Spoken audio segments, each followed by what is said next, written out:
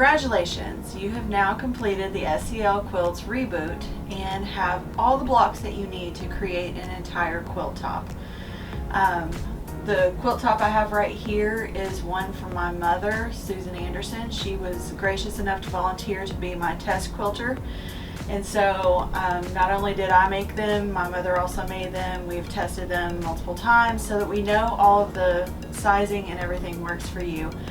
And this is what she came up with. And this is just one version of what you can do with your quilt tops. She decided that she wanted to go in order. And so this starts with block number 1 and ends with our drunkard's path, the one that you hopefully just finished.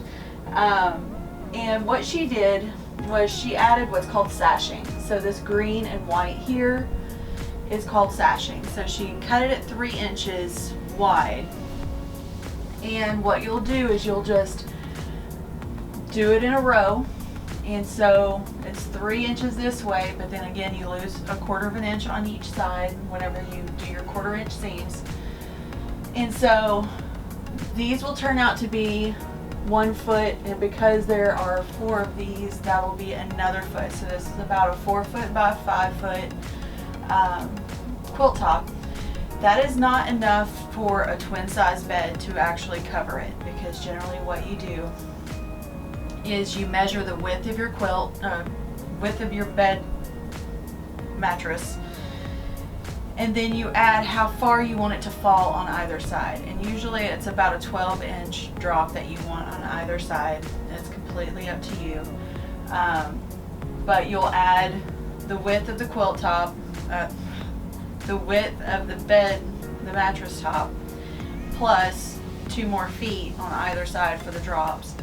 And so she hasn't quite decided how she's going to finish this yet, but she is planning to make this into a twin size, so she's probably going to add some more borders around the edges to make it actually fit into a twin size quilt size.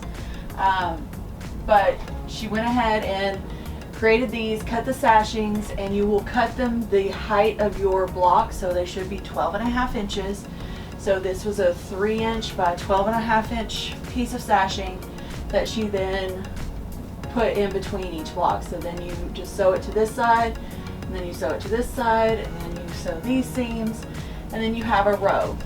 And then she created a row with these squares in the middle. And what you do then is you piece this as an actual row in and of itself, and then you add that to there, and then you create this whole row, and then you add it to the bottom of the sashing there. So you're just piecing a giant block at this time. So you've got all of your blocks that you've finished, and then you're going to piece them into a larger block basically. So you can still look at this as just like you did each individual block, you just have a much larger block to make this time. You don't have to have sashing, you don't have to have it that wide.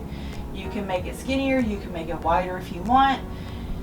I like that she chose to use a solid color that is one that is sort of seen in here but not very much, so it really makes everything kind of pop because it is a transition.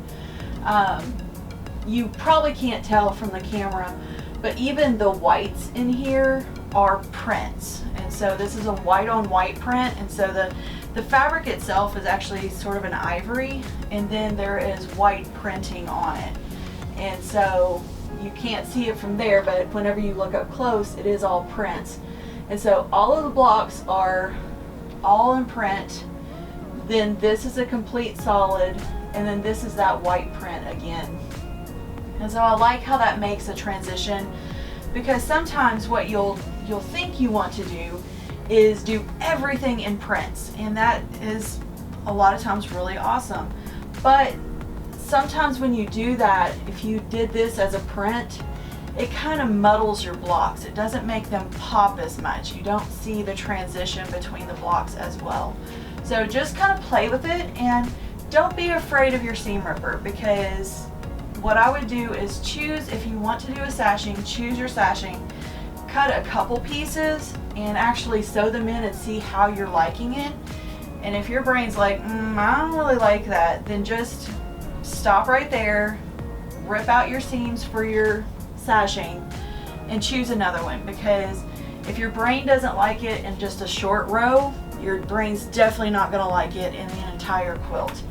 And so this is really what makes it yours, is you have to put your vision out there. So when you look at it, if your brain's like, oh, that's not good, then that shouldn't be how you do your quilt. You should really listen to what your eyes are telling you, because you do have a style sense that is all your own. And you don't need books to tell you exactly how to do that. You need to listen to yourself. And so you're going to notice things that you're like, I don't like that at all, but someone else may love that. So make sure that you pick something that is true to the way that you see things. And so this is all in order, 1, 2, 3, all the way to 12. You can mix them up however you want. You can just seam them directly together, and then what you're going to come up with is just a smaller lap quilt. Right now this is about a size of a lap quilt that you could throw on the couch and maybe have a couple people under watching a movie or something like that.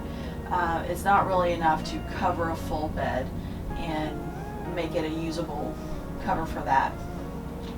But I love this. I think it looks great. I will hopefully get mine put together soon enough.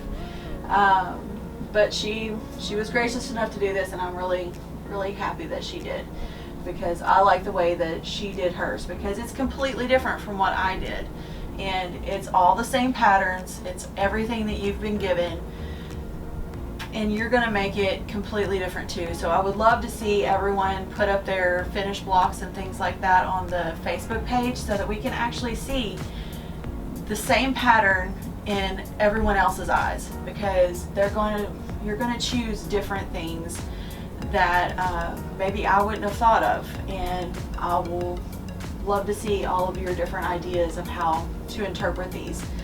So thank you again for joining us for this program. I really hope you enjoyed it, and I hope you feel like you have the skills that you need to be able to be successful in quilting if you want to do more of this. If you have decided that, okay, I did it, but this isn't my thing, I completely understand.